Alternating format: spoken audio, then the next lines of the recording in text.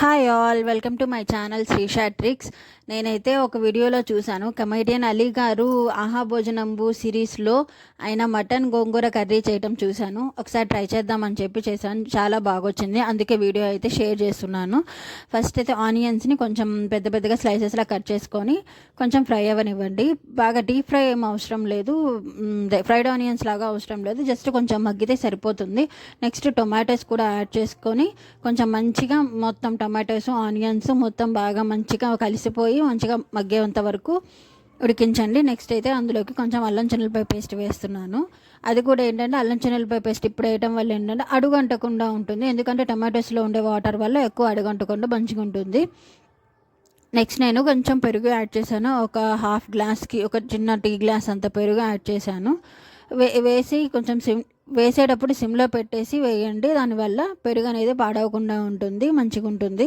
Next అందులోకి నేను already మటన్ని marinate చేసి పెట్టుకున్నాను.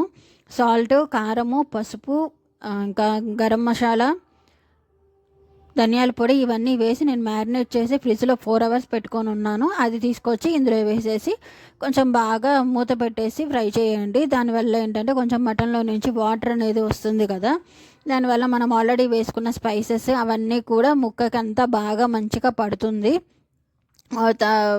నెక్స్ట్ మనం అయితే ఆల్రెడీ గోంగూరని ఉడకపెట్టుకొని మిక్సీ చేసుకొని పెట్టుకున్నాను.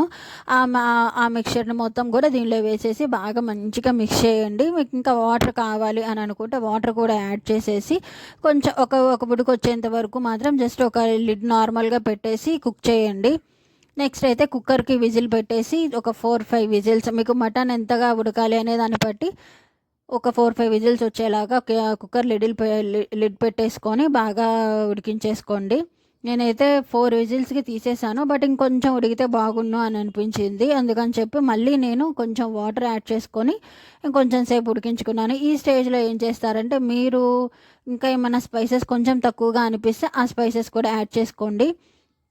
నేనైతే ఇక్కడ కొంచెం కరివేపాకు, కొత్తిమీర యాడ్ చేసుకున్నాను అనమాట. ఒకళ్ళు నాకు కామెంట్ పెట్టారు, మటన్ గోంగూరలోకి కొత్తిమీర ఏంటండి అని చెప్పి. కరివేపాకు, కొత్తిమీర, పుదీనా ఇవన్నీ ఫ్లేవర్స్ కోసం యాడ్ చేస్తాము, ఇవి వేయటం వల్ల ఫ్లేవర్ యాడ్ అవుతుందే తప్ప ఫ్లేవర్స్ అనేవి పాడవవు కదా అని చెప్పి నేనైతే రిప్లై ఇచ్చాను. అది ఎంతవరకు కరెక్ట్ అనేది నాకు కామెంట్ చేయండి. ఇంకా నెక్స్ట్ అయితే ఇది బాగా ఉడికిన తర్వాత ఈ కన్సిస్టెన్సీలో ఉన్నప్పుడు నేనైతే ఆపేసాను, ఎందుకంటే చల్లారిన తర్వాత ఇంకొంచెం చిక్కబడుతుంది. ఇదే అనమాట ఫైనల్ అవుట్పుట్. నాది ఛానల్ నచ్చితే సబ్స్క్రైబ్.